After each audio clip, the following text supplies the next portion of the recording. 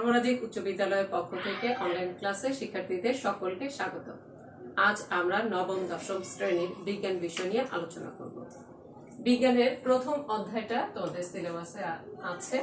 এবার যারা পরীক্ষার্থী তাদের দেখো যে এখানে প্রথম অধ্যায়টা হচ্ছে উন্নতর জীবনধারা। উন্নতর জীবনধারার মধ্যে অনেকগুলো বিষয় নিয়ে আলোচনা করা হয়েছে। সেখানে দেখো প্রথমে হচ্ছে খাদ্য। এই যে খাদ্য, এই খাদ্যটা আসলে কি তোমাদের বইয়ের মধ্যে যদি রিডিং করো তাহলে কিছুটা ধারণা পেতে পারো। খাদ্য যদি বলি আমরা, এই যে আমরা এখন প্রথমে একটু খাদ্য নিয়ে আলোচনা করি। খাদ্যটা হচ্ছে দেখো যে খাদ্য ছাড়া আমরা বাঁচতে পারি না। আমরা বাঁচার জন্য যে খাবারটা খাই তাই আমরা কি জানি যে তা খাদ্য। দেহের বিকাশ, বৃদ্ধি, দেহের টিস্যুগুলার ক্ষতিপূরণ কিংবা শক্তি উৎপাদন এই ধরনের কাজের জন্য নিয়মিতভাবে আমাদের বিশেষ কয়েক ধরনের খাদ্য প্রয়োজন হয়। তারপরে দেখো আমাদের যে স্বাস্থ্য তার বহুলাংশে নির্ভর করতেছে এই খাদ্যের উপরে। আমরা যে খাবার খাই তার গুণগত মানের উপরে। তারপরে দেখো যে এই যে আমরা যে ধরনের খাবারগুলা খাই সেই ধরনের খাবারগুলার কি কি আমাদেরকে আমাদের চেহারায়, কাজকর্মে, আচরণে এবং জীবনের মানের পার্থক্য ঘটাতে পারে। এই খাদ্যগুলা মানে খাদ্যের যে গুণগত মান। শ্বসন ক্রিয়ার সময় খাদ্যের ভেতরকার রাসায়নিক শক্তি তাপ শক্তি হিসেবে মুক্ত হয়ে জীব দেহের জৈবিক ক্রিয়াগুলোকে নিয়ন্ত্রণ করে। প্রত্যেকটা জীবের প্রয়োজন মতো এবং পরিমাণ মতো খাদ্য গ্রহণ করতে হয়। প্রতিটি খাদ্যই আসলে একটি জটিল রাসায়নিক যৌগ। এই জটিল খাদ্যগুলো বিভিন্ন উৎসেচকের সাহায্যে আমাদের পরিপাক তন্ত্রের বিভিন্ন অংশে ভেঙে সরল খাদ্যে পরিণত হয়। এই প্রক্রিয়াকে আমরা বলি পরিপাক, খাদ্যের পরিপাক। এই যে খাদ্য পরিপাক হচ্ছে, এই পরিপাক হওয়া খাদ্য শোষিত হয়ে দেহকোষের প্রোটোপ্লাজমে সংযোজিত হয়, যাকে আমরা আয়ত্তীকরণ বলি। পরিপাকের পর অপাচ্য খাদ্য বিশেষ প্রক্রিয়া দেহ থেকে নির্গত হয়ে যায়, আমরা সেটা জানি। এখন দেখো যে এই যে আমরা যে খাদ্য খাচ্ছি, পুষ্টি বিজ্ঞানের ভাষায় সবগুলা খাবারকে খাদ্য বলা যায় না। তাহলে কোন ধরনের খাদ্যকে খাবার বলা যায়? যেগুলা ধরো শুধু যেসব আহার্য বস্তুকে খাদ্য বলা যাবে সেগুলো হচ্ছে জীব দেহের বৃদ্ধি হইতে হবে, শক্তির উৎপাদন হইতে হবে, রোগ প্রতিরোধ এবং ক্ষয় পূরণ করে, এক কথায় দেহের পুষ্টি সাধন করে। এই যে আমরা যে পুষ্টির কথাটা বলতেছি, খাদ্য আমাদের দেহের কি করে? পুষ্টি সাধন করে। এখন পুষ্টি বিজ্ঞানের ভাষায় সব খাবারকে খাদ্য বলা যাবে না। যে খাবারগুলা আমাদের দেহের পুষ্টি সাধন করে তাদেরকে আমরা কি বলবো? যে খাদ্য। এখন দেখো যে পুষ্টিটা কি, আমরা এই খাদ্যের সাথে সাথে এই যে পুষ্টিটাও একটু জানবো। এই পুষ্টিটা আসলে কি? পুষ্টি হলো পরিবেশ থেকে প্রয়োজনীয় খাদ্য বস্তু আহরণ করে খাদ্য বস্তুকে পরিপাক ও শোষণ করা এবং আয়ত্তীকরণ দ্বারা দেহের শক্তির চাহিদা পূরণ, রোগ প্রতিরোধ, বৃদ্ধি ও ক্ষয় পূরণ করা। পুষ্টির ইংরেজি শব্দটা হচ্ছে নিউট্রিশন। অপরদিকে খাদ্যের যেসব জৈব অথবা অজৈব উপাদান জীবের জীবনী শক্তি দেয় তাদেরকে একসঙ্গে পরিশোষক বলে বা নিউট্রিয়েন্টস বলে। আচ্ছা দেখো যে যেমন গ্লুকোজ, খনিজ লবণ, ভিটামিন, এগুলো হচ্ছে নিউট্রিয়েন্টস। পরিশোষকের পরিপাকে প্রয়োজন হয় না। আমরা যে পরিশোষকের কথা বললাম যেগুলো হচ্ছে গ্লুকোজ, খনিজ লবণ, ভিটামিন, এইগুলোর পরিপাকে প্রয়োজন হয় না। প্রাণীরা খাদ্যের মাধ্যমে পরিশোষক গ্রহণ করে। এখন দেখো যে এই যে আমরা খাদ্য বলতেছি, খাদ্য কথাটা বলতেছি, এই খাদ্যের কাজ কি?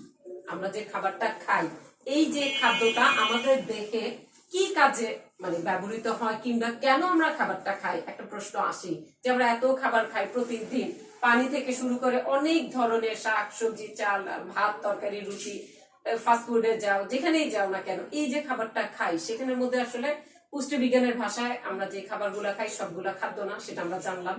যেগুলো আমাদের কি যে উপকার দরকার সেগুলোকে আমরা খাদ্য বলতেছি। এখন এই যে খাদ্যের আবার কিছু কাজ আছে আমাদের শরীরে। খাদ্য হচ্ছে দেহের গঠন, বৃদ্ধি সাধন, ক্ষয় পূরণ ও রক্ষণাবেক্ষণ করে। এটা হচ্ছে খাদ্যের 1 নাম্বার কাজ। খাদ্যের 1 নাম্বার কাজ হচ্ছে দেহের গঠন করবে, বৃদ্ধি সাধন, ক্ষয় পূরণ ও রক্ষণাবেক্ষণ করবে। আচ্ছা যদি একটু লিখে দেখেন আমি যে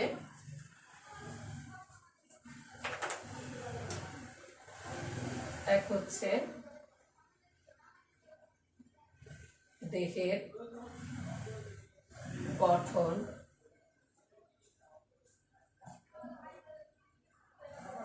ভরপূরণ, বৃদ্ধি সাধন। তারপরে বৃদ্ধি সাধন ও রক্ষণাবেক্ষণ।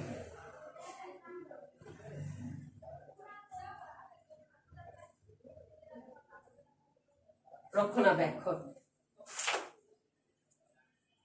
2 নম্বর হচ্ছে দেহের তাপ উৎপাদন করে। দেহের তাপ উৎপাদন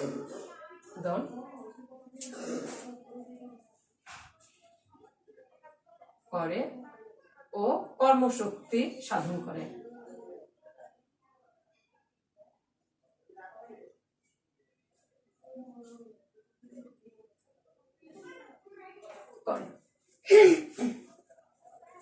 আচ্ছা 3 নাম্বার হচ্ছে রোগ প্রতিরোধ করে। আচ্ছা দেখো দেহে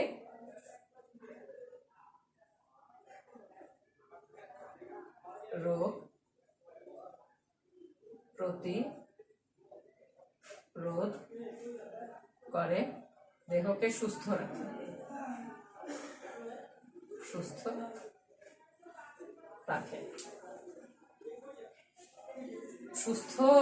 সুস্থ কর্মক্ষম রাখে। যদি লিখি আমরা যে সুস্থ ও কর্ম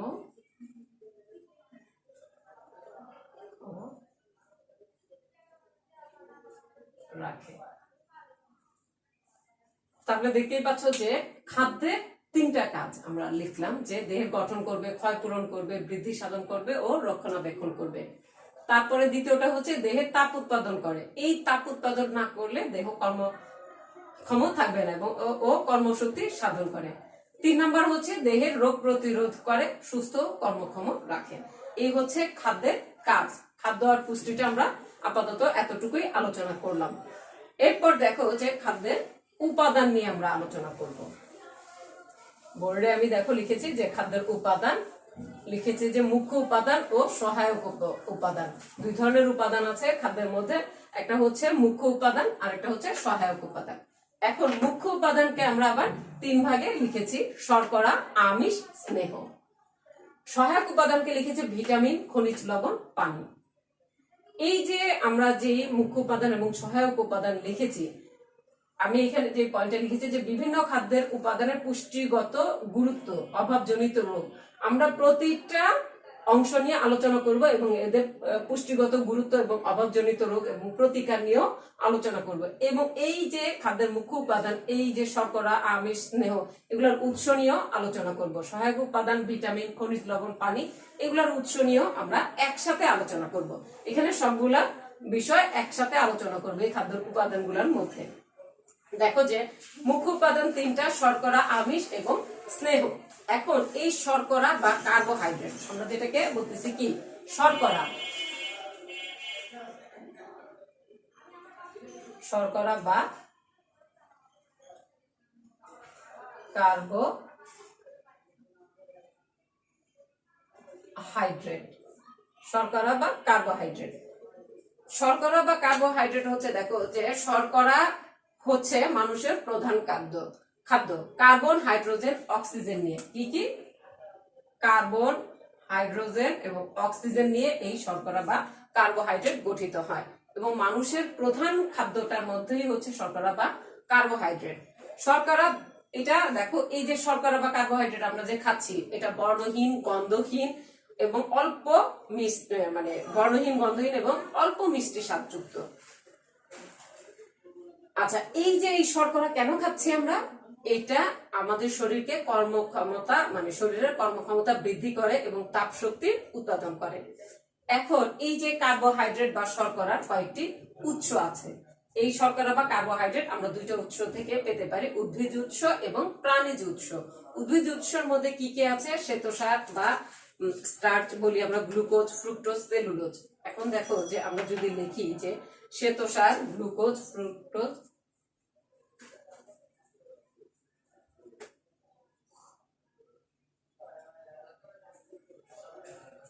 শ্বেতসার, তারপর যদি লিখি যে glucose, fructose,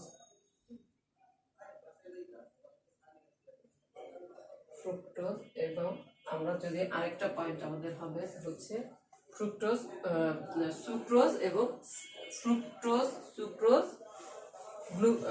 cellulose, fructose, sucrose,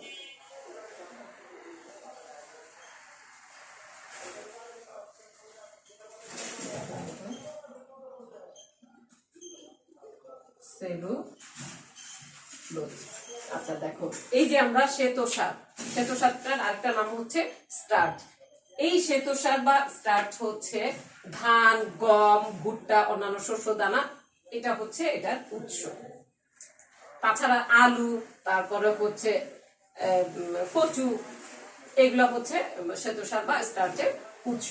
তারপর যদি আমরা বলি যে গ্লুকোজ, এই গ্লুকোজটা হচ্ছে চিনির তুলনায় মিষ্টি কম। চিনির তুলনায় কি হবে, এটা মিষ্টি কম। এই শর্করাটি আমরা পাই আপেল, আঙ্গুর, গাজর, তারপরে খেজুর, এগুলা থেকে। ফ্রুক্টোজ যদি বলি যে আমরা ফ্রুক্টোজ, এটা হচ্ছে ফলের যে মানে ফলের মধ্যে যে মিষ্টি টাইপের, মানে ফলের মধ্যে যে শর্করাটা পাওয়া যায় সেটাই হচ্ছে ফ্রুক্টোজ। তাহলে ফল যেহেতু বলতেছি, তাহলে এইগুলা কি কি হবে, আম, পেঁপে, কলা, কমলা লেবু, এই প্রভৃতি মিষ্টি এবং ফুলের মধুতেও ফ্রুক্টোজ পাওয়া যায়। একে যেমন এই ফ্রুক্টোজকে কি আমরা বলি, ফলের শর্করাও বলি। আবার আসে যদি যে সুক্রোজটা আসলে দেখো যে এটা চিনির চেয়ে মানে কি একটু মিষ্টি বেশি, আখের রস, চিনি, গুড়, মিষ্টি এটার উৎস। সেলুলোজ যদি বলি যে আমরা এই সেলুলোজ হচ্ছে দেখো যে আঁশ থাকবে বেল, আম, কলা, তরমুজ, বাদাম, শুকনো ফল, সব ধরনের শাকসবজিতে কি পাওয়া যায়, সেলুলোজ পাওয়া যায়। তাহলে শর্করা বা কার্বোহাইড্রেটের যে উদ্ভিদ উৎসগুলো সেগুলো আমাদের বলা হয়ে গেল। এরপর আসো যে প্রাণীজ উৎস কি কি, ল্যাকটোজ, গ্লাইকোজেন। প্রাণীজ উৎস কি বলতে পারি আমরা, যে দুধের শর্করা বা ল্যাকটোজ বা গ্লাইকোজেন।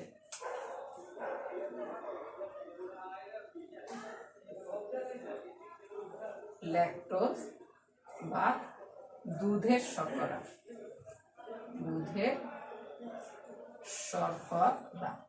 এক নাম্বার।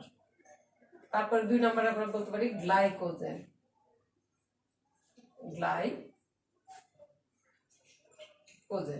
আচ্ছা, এটা হচ্ছে প্রাণীজ উৎস, শর্করা প্রাণীজ উৎসের মধ্যে দেখো ল্যাকটোজ বা দুধের শর্করা যে আমরা বলতেছি, গরু, ছাগল বা অন্যান্য প্রাণীর দুধে এই শর্করাটা আমরা পাই। আর গ্লাইকোজেন যদি বলি যে আমরা, এই যে গ্লাইকোজেন, এই যে প্রাণীজ উৎস শর্করা, এটা হচ্ছে পশু পাখি জাতীয়, যেমন মুরগি, কবুতর, এই প্রাণী যে যকৃত এবং মাংস যেটা বলতেছি, মানে মাংস পেশি, মাংস যেটা আমরা খাই, সেটার মধ্যে কি থাকে, গ্লাইকোজেন শর্করাটি থাকে।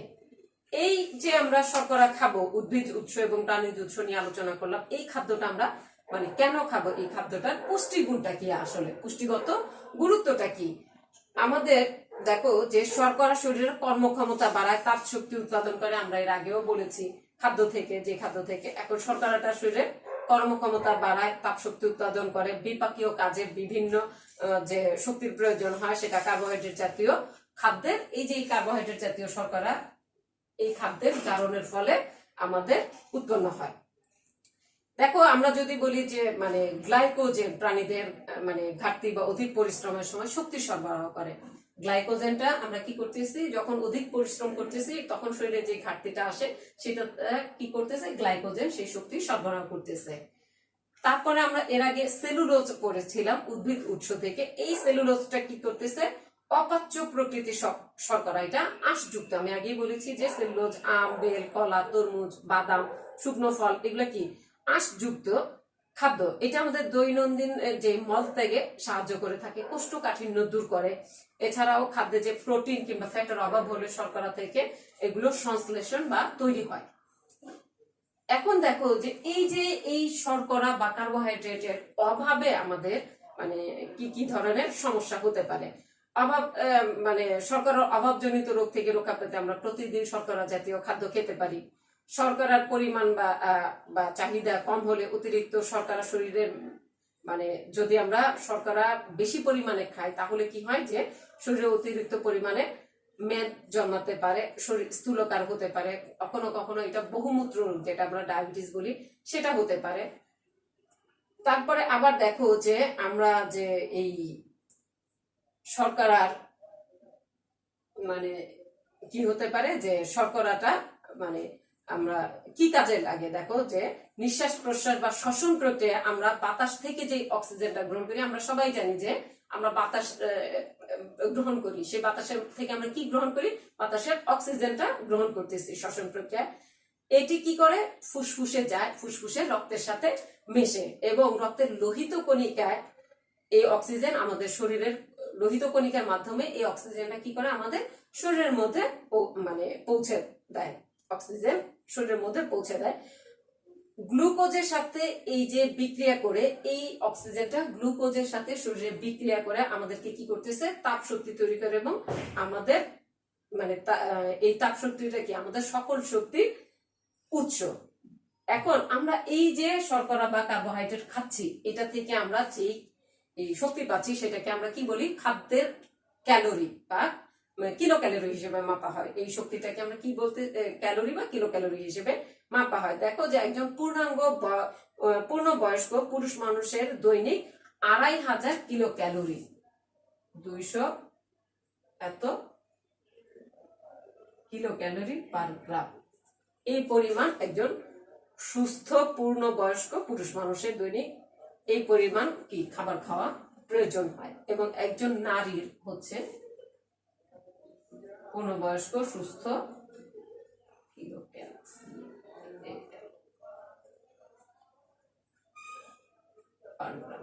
এই পরিমাণ ক্যালোরি, এই সম পরিমাণ ক্যালোরির খাবার খাওয়া প্রয়োজন হয়। তাহলে আমাদের শর্করা নিয়ে আলোচনা শেষ হয়ে গেল আপাতত। এরপর দেখো যে আমরা আমিষ নিয়ে আলোচনা করব। কি নিয়ে? আমিষ। এই আমিষটা নিয়ে এখন আমরা আলোচনা করব। আমিষ বা প্রোটিন, এটা বাংলায় বলে আমিষ, ইংরেজিতে বলে প্রোটিন। কার্বন, হাইড্রোজেন, অক্সিজেন এবং নাইট্রোজেন। কি কি? কার্বন, হাইড্রোজেন, অক্সিজেন এবং নাইট্রোজেন, এই চারটি মৌলের সমন্বয়ে আমিষ বা প্রোটিন তৈরি হয়। দেখো যে শরীরে আমিষ পরিপাক হওয়ার পর সেগুলো কি সে তৈরি হয়, আমাদের শরীরে যখন আমিষ গ্রহণ করার পর সেটা পরিপাকের ফলে অ্যামাইনো অ্যাসিডে পরিণত হয়। এখন নির্দিষ্ট পরিমাণ দেখো মানুষের শরীরে এ পর্যন্ত 20 ধরনের, কত ধরনের? 20 ধরনের অ্যামাইনো অ্যাসিড পাওয়া গিয়েছে। অ্যামাইনো অ্যাসিড পাওয়া গিয়েছে, তার মধ্যে 8 ধরনের অ্যামাইনো অ্যাসিড। 8 ধরনের অ্যামাইনো অ্যাসিড কি হয় আমাদের অপরিহার্য বলা হয় যে 8টি অ্যামাইনো অ্যাসিডকে, এই 20টি অ্যামাইনো অ্যাসিডের মধ্যে 8টি অ্যামাইনো অ্যাসিডকে অপরিহার্য মানে অ্যামাইনো অ্যাসিড বলা হয়। এই 8টি অ্যামাইনো অ্যাসিড ছাড়া অন্য সব অ্যামাইনো অ্যাসিড আমাদের শরীরে সংশ্লেষণ করতে পারে। এই যে প্রাণীজ প্রোটিনে অপরিহার্য 8টি অ্যামাইনো অ্যাসিড থাকে বলে এটার পুষ্টিমূল্য খুব বেশি থাকে এই অ্যামাইনো অ্যাসিডের। আচ্ছা, এখন আমরা যদি বলি যে আমিষ বা প্রোটিন এটার উৎস কি, এটার 2 ধরনের উৎস আছে, একটা হচ্ছে প্রাণীজ উৎস আর একটা হচ্ছে উদ্ভিদ উৎস। প্রাণী থেকে আমরা যে আমিষ পাই তা হচ্ছে প্রাণীজ আমিষ, যেমন মাছ, ডিম, মাংস, দুধ, ছানা, পনির, এগুলো প্রাণীজ আমিষ। উদ্ভিদ থেকে যে আমিষ পাই সেগুলো হচ্ছে উদ্ভিদ আমিষ। ডাল, সিমের বিচি, মটরশুঁটি, বাদাম, এগুলো হচ্ছে উদ্ভিদ আমিষ।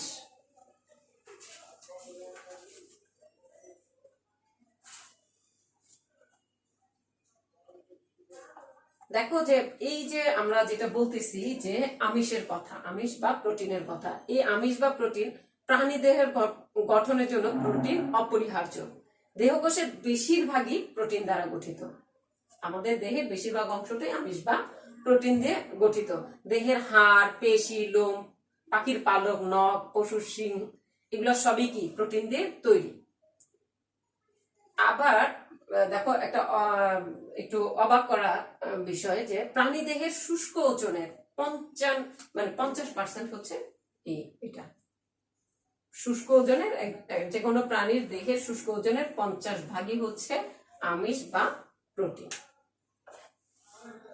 এবার চলো আমরা স্নেহ জাতীয় পদার্থ নিয়ে আলোচনা করি। মুখ্য উপাদানের এটা আরেকটা অংশ। আমরা এখন স্নেহ জাতীয় পদার্থ নিয়ে আলোচনা করব। এই স্নেহ জাতীয় পদার্থের আরেকটা নাম হচ্ছে স্নেহ বা লিপিড। লিপিড স্নেহ বললেই বুঝতে পারো যে ফ্যাটি অ্যাসিড এবং গ্লিসারলের সমন্বয়ে স্নেহ পদার্থ তৈরি। আমাদের খাবারে 20 ধরনের ফ্যাটি অ্যাসিড পাওয়া যায়। কয় ধরনের? 20 ধরনের। 20 ধরনের ফ্যাটি অ্যাসিড পাওয়া যায়। 20 ধরনের ফ্যাটি অ্যাসিড পাওয়া যায়। কঠিন, আমরা যে কঠিন স্নেহ জাতীয় পদার্থ বলি সেটা হচ্ছে চর্বি। আর চর্বি হচ্ছে কঠিন স্নেহ জাতীয় পদার্থ, হচ্ছে কঠিন স্নেহ পদার্থ হচ্ছে কি চর্বি। এটি চর্বি, এটা সম্পৃক্ত ফ্যাটি অ্যাসিড। এই অ্যাসিডটা হচ্ছে সম্পৃক্ত ফ্যাটি অ্যাসিড, এটাকে ফ্যাটি অ্যাসিডের সম্পৃক্ত ফ্যাটি অ্যাসিড। চর্বি হচ্ছে সম্পৃক্ত ফ্যাটি অ্যাসিড, ফ্যাটি অ্যাসিড। এখন এটা হচ্ছে কঠিন স্নেহ পদার্থ। আরেকটা স্নেহ পদার্থ হচ্ছে তরল স্নেহ পদার্থ। সেটা হচ্ছে দেখো যে তেল বলতেছি আমরা, সেটাকে তরল স্নেহ পদার্থ হচ্ছে, তরল স্নেহ পদার্থ হচ্ছে তেল। এটা অসম্পৃক্ত, অসম্পৃক্ত ফ্যাটি অ্যাসিড। বিভিন্ন তেল থেকে আমরা এটা পাই, যেমন ধরো মানে সাধারণ তাপমাত্রা এগুলো তরল অবস্থায় থাকে, সয়াবিন তেল, সরিষার তেল। আবার আমরা যদি উৎস অনুযায়ী স্নেহ পদার্থকে মানে ভাগ করি তাহলে হচ্ছে প্রাণীজ স্নেহ এবং উদ্ভিদ স্নেহ। প্রাণীজ স্নেহ যদি বলি আমরা তাহলে হচ্ছে চর্বি সহ মাংস, মাখন, ঘি, পনির, ডিমের কুসুম, এগুলো হচ্ছে প্রাণীজ স্নেহ পদার্থ। আর উদ্ভিদ স্নেহ পদার্থ যদি বলি বিভিন্ন প্রকারের উদ্ভিদ তেল হচ্ছে উদ্ভিদ স্নেহ পদার্থ। সরিষা, সয়াবিন, তিল, তিসি, ভুট্টা, নারকেল, সূর্যমুখী, পাম প্রভৃতি তেলে প্রচুর পরিমাণে স্নেহ পদার্থ পাওয়া যায়। কাজু বাদাম, পেস্তা বাদাম, চীনা বাদামও স্নেহ পদার্থের ভালো উৎস। এখন দেখো যে এই যে এই স্নেহ পদার্থের কাজ কি, আমাদের শরীরে স্নেহ পদার্থের কাজ কি? স্নেহ পদার্থের অনেকগুলা কাজ আছে। এই স্নেহ পদার্থের যদি কাজ বলি তাহলে কাজগুলা কি কি? আমাদের স্নেহ পদার্থের খাদ্যবস্তুর মধ্যে স্নেহ পদার্থ সবচেয়ে বেশি তাপ এবং শক্তি উৎপাদন করে। স্নেহ যেহেতু বলতেছি চর্বি জাতীয়, এটা প্রচুর পরিমাণে তাপ এবং শক্তি উৎপন্ন করে। দেহের পুষ্টি ও বৃদ্ধির জন্য স্নেহ পদার্থ অতি আবশ্যক। স্নেহ পদার্থ দেহ থেকে তাপের অপচয় বন্ধ করে এবং ভবিষ্যতের জন্য খাদ্য ভাণ্ডার হিসেবে কাজ করে। তারপরে ধরো ত্বকের মসৃণতা, সজীবতা বজায় রাখে, চর্মরোগ প্রতিরোধ করে স্নেহ জাতীয় পদার্থ। যেমন ধর যেসব ভিটামিন স্নেহ জাতীয় পদার্থের দ্রবণীয় সেগুলো শোষণে সাহায্য করে। এখন আমরা যদি ভিটামিনের কথা বলি, ভিটামিন হচ্ছে আমাদের সহায়ক উপাদান। A D E K, A D E কে, এই 4টা ভিটামিন স্নেহ জাতীয় পদার্থে দ্রবীভূত হয়।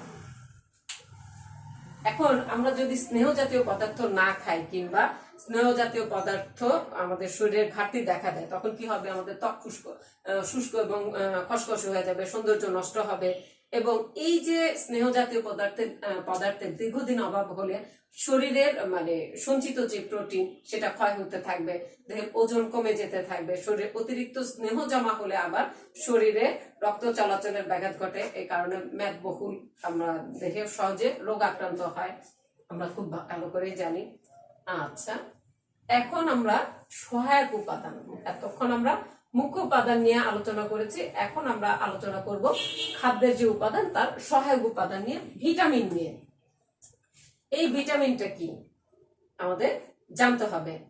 দেখো যে খাদ্যের পরিমাণ মতো শর্করা, আমিষ এবং স্নেহ জাতীয় পদার্থ থাকার পরেও জীবের যে স্বাভাবিক বৃদ্ধি বা পুষ্টির জন্য বিশেষ এক ধরনের মানে খাদ্যের প্রয়োজন হয়, সেটাই হচ্ছে কি, ওই উপাদানটাকে আমরা কি বলতেছি, ভিটামিন। এই ভিটামিনটা দেখো প্রাণীর স্বাভাবিক বৃদ্ধি, শরীর সুস্থ রাখার জন্য অপরিহার্য। ভিটামিন হচ্ছে জৈব প্রকৃতির যৌগিক পদার্থ, জৈব প্রকৃতির যৌগিক পদার্থ। যেমন আমরা প্রতিদিন প্রচুর শাকসবজি, স্বাস্থ্যসম্মত খাবার খাই, তাহলে আমাদের দৈনন্দিন খাবার থেকে আমরা প্রয়োজনীয় ভিটামিন পেয়ে থাকি। আমাদের কয়েক ধরনের ভিটামিন আছে যেগুলা স্নেহ জাতীয় পদার্থে দ্রবীভূত হয়। আমি আগেই বললাম যে এ, ডি, ই এবং কে জাতীয় এই ভিটামিন গুলা আমাদের স্নেহ জাতীয় পদার্থে এ, ডি, ই, কে এগুলো কি হয়, স্নেহ জাতীয় পদার্থের মধ্যে দ্রবীভূত হয়। এবং কিছু ভিটামিন আছে যা পানিতে দ্রবীভূত হয়, যেমন ভিটামিন বি। বি এর যত কমপ্লেক্স আছে এবং ভিটামিন সি, বি এর কমপ্লেক্স এবং ভিটামিন সি কিসের দ্রবীভূত হয়, পানিতে দ্রবীভূত হয়। আর এই চারটা ভিটামিন হচ্ছে স্নেহ জাতীয় পদার্থে দ্রবীভূত হয়। আচ্ছা দেখো যে এই যে স্নেহ জাতীয় পদার্থে দ্রবীভূত হয় ভিটামিন এ, এটা নিয়ে আমরা একটু আলোচনা করবো। আমরা এখন ভিটামিন এ নিয়ে আলোচনা করব। ভিটামিন এ, এটা নিয়ে আমরা এখন আলোচনা করব। আমরা ছোটবেলা থেকে শুনে এসেছি যে ভিটামিন এর অভাবে রাতকানা রোগ হয়, এই ধরনের অনেক কথা, চোখে কম দেখে ভিটামিন এর অভাবে, এই ধরনের কথা শুনে এসেছি। এখন দেখো যে এই যে ভিটামিন এর উৎসটা কি। প্রাণীজ উৎসের মধ্যে ডিম, গরুর দুধ, মাখন, ছানা, দই, যকৃৎ, বিভিন্ন তেল সমৃদ্ধ মাছে, বিশেষ করে কড মাছে প্রচুর পরিমাণে ভিটামিন এ পাওয়া যায়। এটা বললাম আমরা প্রাণীজ উৎস। এখন যদি বলি আমরা যে উদ্ভিজ উৎস ভিটামিন এ, উদ্ভিজ উৎস লাল শাক, কচু শাক, পুঁই শাক, পাট শাক, কলমি শাক, ডাঁটা শাক, পুদিনা, গাজর, মিষ্টি কুমড়া, ঢেঁড়স, বাঁধাকপি, মটরশুঁটি, বিভিন্ন প্রকার ফল যেমন আম, পাকা পেঁপে, কাঁঠাল ইত্যাদিতে প্রচুর পরিমাণে ভিটামিন এ পাওয়া যায়। তাহলে ভিটামিন এ এর আমরা উদ্ভিজ উৎস এবং প্রাণীজ উৎস সম্পর্কে জানলাম। এখন এই যে ভিটামিন এ, সেগুলার কি কি কাজ করে, দেহের ভিটামিন এ কাজ, হ্যাঁ তারা কি কি কাজ করে। দেখো যে ভিটামিন এ দেহের স্বাভাবিক গঠন, বর্ধন সুষ্ঠুভাবে সম্পন্ন করার কাজ নিশ্চিত করে। দেহের বিভিন্ন আবরণী কলা, যেমন ধরো ত্বক, চোখের কর্নিয়া ইত্যাদি স্বাভাবিক ও সজীব রাখে। হাড়, দাঁতের গঠন ও দাঁতের মাড়ি সুস্থ রাখে ভিটামিন এ। দৃষ্টি শক্তি ঠিক রাখে, রাতকানা রোগ প্রতিরোধ করে, দেহের রোগ সংক্রমণ প্রতিরোধ করে এই ভিটামিন এ।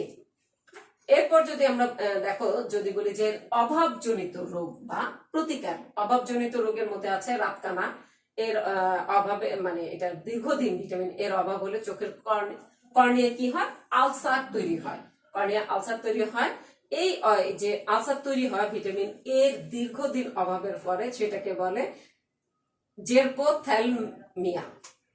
দেখো যে শব্দটা হচ্ছে জেরপ্থ্যালমিয়া। তোমাদের ছোট কোশ্চেন অনেক সময় আসে যে জেরপ্থ্যালমিয়া কি। এই জেরপ্থ্যালমিয়া হচ্ছে দীর্ঘদিন শরীরে ভিটামিন এর অভাব হলে চোখের কর্নিয়ায় যে আলসারটা হয় সেটাকে বলা হচ্ছে জেরপ্থ্যালমিয়া। এটা একটা চোখের রোগ। আচ্ছা, এই রোগ হলে আক্রান্ত মানুষ পুরোপুরি অন্ধ হয়ে যায়। এই জেরপ্থ্যালমিয়াতে আক্রান্ত হলে মানুষ পুরোপুরি অন্ধ হয়ে যায়। ভিটামিন এর অভাবে দেহের বৃদ্ধি ধরো বাধা প্রাপ্ত হতে পারে। অনেক সময় ঘা, সর্দি, কাশি, গলা ব্যথা ইত্যাদি উপসর্গ দেখা দেয়। ভিটামিন এর অভাবে ত্বকের যে লোমকূপ গুলো, আমাদের ত্বকের মধ্যে যে লোমকূপ গুলো থাকে, সেগুলোর গোড়ায় গোড়ায় ছোট ছোট গুটির সৃষ্টি হতে পারে। এ হচ্ছে ভিটামিন এ অভাবজনিত রোগ। তো এই যে ভিটামিন এর অভাবজনিত রোগ হলে আমরা যে দুইটা উৎস জানলাম, যে উদ্ভিজ উৎস এবং প্রাণীজ উৎস, সেখান থেকে আমরা যার যার সামর্থ্য অনুযায়ী খাদ্য গ্রহণ করলে ভিটামিন এর অভাবটা দূর করতে পারবো। এরপর আসে যে ভিটামিন ডি, স্নেহ জাতীয় পদার্থের মধ্যে যে দ্রবীভূত ভিটামিন ডি। এই ভিটামিন ডি এটা সম্পর্কে আমরা এখন একটু জানবো। এই যে এই ভিটামিন ডি একমাত্র প্রাণীজ উৎস থেকে ভিটামিন ডি পাওয়া যায়। এইটার একমাত্র প্রাণীজ উৎস থেকে পাওয়া যায়। যেমন ধরো যে ডিমের কুসুম, দুধ, মাখন ভিটামিন ডি এর প্রধান উৎস। বাঁধাকপি, যকৃৎ, তেল সমৃদ্ধ মাছ ভিটামিন ডি, মানে মাছে ভিটামিন ডিটা পাওয়া যায়। এই ভিটামিন ডি এর কাজ কি? শরীরে ক্যালসিয়াম শোষণ করতে সাহায্য করে, হাড় তৈরির কাজে লাগে ভিটামিন ডিটা। এইটার অভাবে কি হতে পারে? শিশুদের রিকেটস রোগ হতে পারে। এই রিকেট রোগ হতে পারে। আচ্ছা, দৈনিক চাহিদা থেকে বেশি পরিমাণে ভিটামিন ডি শরীরে যদি গ্রহণ করা হয়, আমাদের যতটুকু ভিটামিন ডি এর প্রয়োজন তার চেয়ে যদি বেশি পরিমাণে ভিটামিন ডি আমরা গ্রহণ করি, তাহলে আমাদের শরীরে মানে গ্রহণ করলে ক্ষতি হবে। অধিক ক্যালসিয়াম ও ফসফরাস শরীর মানে শোষিত হওয়ায় রক্তে এদের পরিমাণ বৃদ্ধি পেয়ে যাবে, যে কারণে ধরো কিডনি, হৃৎপিণ্ড, ধমনীতে প্রচুর পরিমাণে ক্যালসিয়াম জমা হতে থাকবে। তাহলে অতিরিক্ত পরিমাণে ভিটামিন ডি গ্রহণ করাও যাবে না। পরিমিত পরিমাণে যতটুকু প্রয়োজন সেই পরিমাণে আমাদের গ্রহণ করতে হবে। এরপর দেখো যে স্নেহ জাতীয় পদার্থে দ্রবীভূত আরেকটি ভিটামিন হচ্ছে ভিটামিন ই। আমরা ভিটামিন ই নিয়ে এখন আলোচনা করব। আরেকটা ভিটামিন হচ্ছে ভিটামিন ই, এটা নিয়ে আমরা এখন আলোচনা করব। এই যে ভিটামিন ই সব রকমের ভোজ্য তেল, বিশেষ করে পাম অয়েল তেল, পাম তেল যেটা বলতেছি, সেটা ভিটামিন ই এর মানে প্রধান একটা উৎস, মানে ভালো উৎস। প্রায় সব খাবারে কম বেশি ভিটামিন ই আছে। যেমন শস্য দানার তেল, তুলা বীজ তেল, সূর্যমুখী তেল, লেটুস পাতা ইত্যাদিতে প্রচুর পরিমাণে ভিটামিন ই পাওয়া যায়।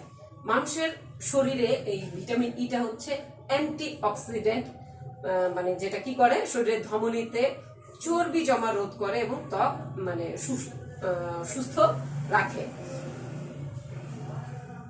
ভিটামিন ইটা দেখো মানুষের বন্ধ্যাত্ব দূর করে, কোষ গঠনে সাহায্য করে। এর অভাবে জরায়ুতে ভ্রূণের মৃত্যু হতে পারে। আমাদের দেশে প্রচুর পরিমাণে মানে দেখা যায় যে অনেক মায়েদের বাচ্চা ভূমিষ্ঠ হওয়ার আগে ভ্রূণের মধ্যে বাচ্চা মারা মানে ভ্রূণের মৃত্যু হয় জরায়ুর মধ্যে।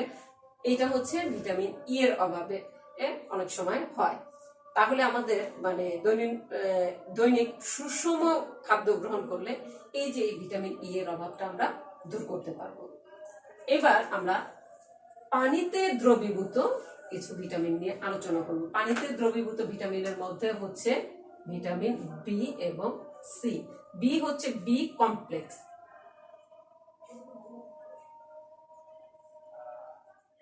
বি কমপ্লেক্স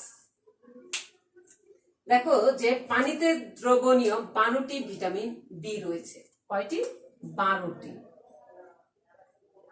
এই ভিটামিন বি কমপ্লেক্স বলে এখানে 12টি ভিটামিন বি আছে, মানে ভিটামিন বি এর বি কমপ্লেক্সে 12টি ভিটামিন বি পানিতে দ্রবীভূত হয়।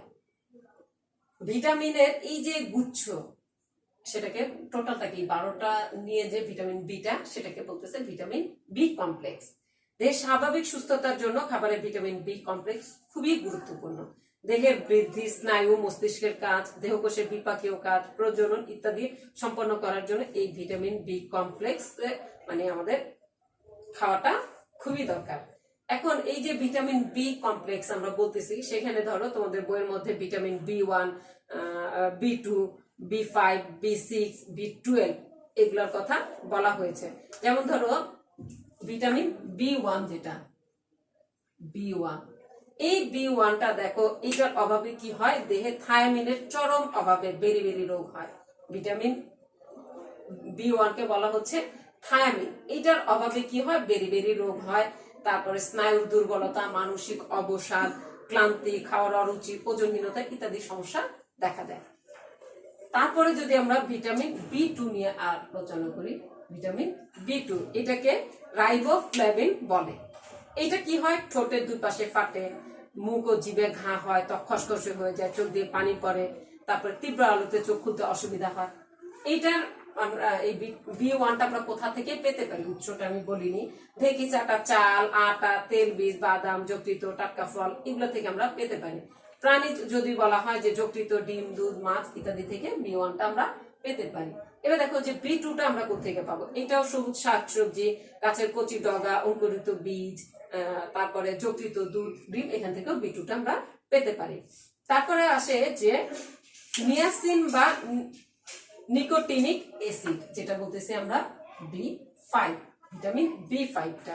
এটা আমরা মাংস, যকৃত, আটা, ডাল, তেলবীজ, ছোলা, শাকসবজি, এখান থেকে আমরা এই B5টা পেতে পারি। এটার অভাবে দেখো যে এটার অভাবে পেলেগ্রা একটা রোগ এটা হয়। এই পেলেগ্রা রোগে ত্বকে রঞ্জক পদার্থ জমা হতে থাকে এবং সূর্যের আলোয় দ্রুত বৃদ্ধি পেতে থাকে। ফলে ত্বকে কি হয়, লালচে দাগ পড়ে, ত্বক খসখসে হয়ে যায়, জীবে রঞ্জক পদার্থ জমে জীবে অ্যাট্রফি হয়। আচ্ছা, এইটা হচ্ছে B5 এর অভাবে। এরপর যদি আমরা বলি যে B6, ভিটামিন B6, এটা আমরা কোত্থেকে পেতে পারি? চাল, ডাল, আটা, ছত্রাক, ছোলা, বৃক্ষ, ডিমের কুসুম, শাকসবজি ইত্যাদি থেকে আমরা ভিটামিন B6 পেতে পারি। এইগুলার অভাবে দেখো যে অরুচি, বমি বমি ভাব, অ্যানিমিয়া এই রোগটা হতে পারে। পিরিডক্সিন বলা হচ্ছে এই ভিটামিন B6 কে, পিরিডক্সিন বলা হয়। এরপরে আসে কোবালামিন, যেটা বলতেছে আমরা B12, এটাকে সায়ানোকোবালামিন বলা হয়। এটার উৎস হচ্ছে যকৃত, দুধ, মাছ, ডিম, পনির, বৃক্ষ ইত্যাদি। এটার অভাবে রক্ত শূন্যতা, স্নায়ুর তন্ত্রের যে অবক্ষয় এটা ঘটতে পারে। এই যে বি কমপ্লেক্স দেখতেছো, শাকসবজি, চাল, ডাল, আটা, তারপরে ডিমের কুসুম, এই টাইপের খাবার থেকে আমরা এই প্রতিটা ভিটামিন বি পেতে পারি। এবং এর অভাবজনিত রোগগুলো কিন্তু আমরা খুব সহজে ভিটামিন বিটা গ্রহণ করতে পারি, খুব স্বাভাবিকভাবে গ্রহণ করতে পারি। এটার অভাবে দেখো কত কত ধরনের সমস্যা আমাদের হতে পারে। এরপর আসো আমরা যদি বলি যে ভিটামিন সি বা স্করবিক অ্যাসিড। স্করবিক অ্যাসিড দেখো যে টাটকা শাকসবজি, টাটকা ফলে ভিটামিন সি পাওয়া যায়। ভিটামিন সি 24 ঘন্টার পর শরীরে আর কোনো কাজ করে না, এর আয়ু হচ্ছে 24 ঘন্টা। আমরা শাকসবজির মধ্যে মূলা শাক, লেটুস পাতা, ধনে পাতা, পুদিনা পাতা, কাঁচামরিচ, ফুলকপি, করলাতে আমরা কি পাই? ভিটামিন সি পাই। আর যদি ফলের কথা বলি, আমলকি, লেবু, কমলা লেবু, টমেটো, আনারস, পেয়ারা ইত্যাদিতে আমরা কি পাই? ভিটামিন সি পাই। শুকনো ফল, বীজ কিংবা টিন জাতীয় খাদ্যের মধ্যে কখনোই ভিটামিন সি আমাদের থাকে না। তারপরে এই যে ভিটামিন সি, এটা আমাদের কি কি কাজ করে শরীরে? শরীরের ক্ষত পুনর্গঠনে সাহায্য করে, ত্বক, হাড়, দাঁত ইত্যাদির কোষসমূহকে পরস্পরের সাথে জোড়া লাগিয়ে মজবুত গাঁথনি তৈরি করে, দাঁত ও মাড়ি শক্ত রাখে, স্নেহ, আমিষ ও অ্যামাইনো অ্যাসিডের যে বিপাকীয় কাজে ভিটামিন সিটা কি গুরুত্বপূর্ণ ভূমিকা রাখে, ত্বক মসৃণ উজ্জ্বল রাখে, রোগ প্রতিরোধ করে। ভিটামিন এই যে সি, এটার অভাবে কি হতে পারে? তীব্র অভাবে স্কার্বি রোগ হতে পারে। স্কার্বি হচ্ছে দাঁত দিয়ে যে রক্ত পড়ে সেটা হতে পারে। অস্থির গঠন শক্ত মজবুত নাও হতে পারে, ত্বকে ঘা হয়, ক্ষত শুকাতে দেরি হয়, তাতে মাড়ি ফুলে যায়, তাতে এনামেল উঠে যায়, দাঁত দুর্বল হয়ে অকালে ঝরে পড়ে, রোগ প্রতিরোধ ক্ষমতা কমে গিয়ে সহজে ঠান্ডা লাগে। আমাদের যে হঠাৎ করে ঠান্ডা লাগে, এটা ভিটামিন সি খেলে দেখবা যে অনেক সময় ঠান্ডাটা ভালো হয়ে যায়।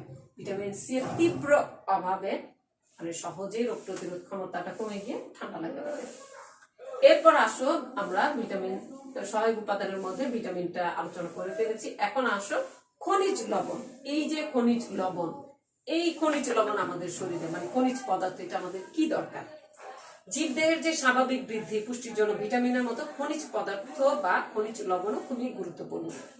এই খনিজ পদার্থ কোষ গঠনে সাহায্য করে। এই খনিজ পদার্থ আমাদের কি করতেছে? দেহের কোষ গঠনে সাহায্য করে। আমরা যেমন ধরো প্রধানত উদ্ভিজ খাদ্য থেকে খনিজ পদার্থ, শাকসবজি, ফলমূল, দুধ, ডিম, মাছ, পানীয় জলের মাধ্যমে আমাদের খনিজ পদার্থের চাহিদা পূরণ করতে পারি। যেমন ধরো লৌহ, ক্যালসিয়াম, ফসফরাস। কি কি আছে? লৌহ, ক্যালসিয়াম, ফসফরাস। এই যে এখানে তিনটা খনিজ পদার্থের কথা বলেছি। লৌহ রক্তের একটি উপাদান। আমরা কি জানি যে লৌহ রক্তের উপাদান। যেমন ধরো যে এই যে লৌহটা কোথায় থাকে? যকৃত, প্লীহা, অস্থিমজ্জা, লোহিত রক্তকণিকা এটা সঞ্চিত থাকে। লৌহের উৎস হচ্ছে দেখো ফুলকপির পাতা, নিম পাতা, ডুমুর, কাঁচকলা, ভুট্টা, গম, বাদাম, বজরা ইত্যাদি। আর প্রাণীজ উৎস যদি বলি, মাছ, মাংস, ডিম, যকৃত। লৌহের প্রধান কাজ হচ্ছে এই যে এই লৌহটা, এর প্রধান কাজ হচ্ছে রক্তে হিমোগ্লোবিনের গঠনে সহায়তা করা। হিমোগ্লোবিনের পরিমাণ কমে গেলে রক্ত শূন্যতা দেখা দেয়। রক্ত শূন্যতার ফলে চোখ ফ্যাকাশে হয়ে যায়, হাত পা ফোলা, দুর্বলতা লাগা, মাথা ঘোরা, বুক ধরফর করা ইত্যাদি হয় এই লৌহের অভাবে বা আয়রনের অভাবে। এরপর আসো যে ক্যালসিয়াম, এটি প্রাণীদের হাড় ও দাঁতের একটি প্রধান উপাদান। এই যে ক্যালসিয়ামটা হচ্ছে হাড় এবং দাঁতের প্রধান উপাদান। মানুষের শরীরের মোট ওজনের শতকরা 2 ভাগ হচ্ছে ক্যালসিয়াম। কয় ভাগ? 2 ভাগ হচ্ছে ক্যালসিয়াম মোট ওজনের। খনিজ পদার্থের মধ্যে দেহে ক্যালসিয়ামের পরিমাণ সবচেয়ে বেশি। যে খনিজ পদার্থগুলোর কথা বলতেছি আমরা, সেখানের মধ্যে ক্যালসিয়ামের পরিমাণটা মানুষের শরীরে সবচেয়ে বেশি থাকে। অস্থিমজ্জা এবং দাঁতে ফসফরাস ম্যাগনেসিয়ামের সাথে যুক্ত হয়ে এটা 90% শরীরে সঞ্চিত থাকে। এটা আমরা দেখো কোথায় পেতে পারি?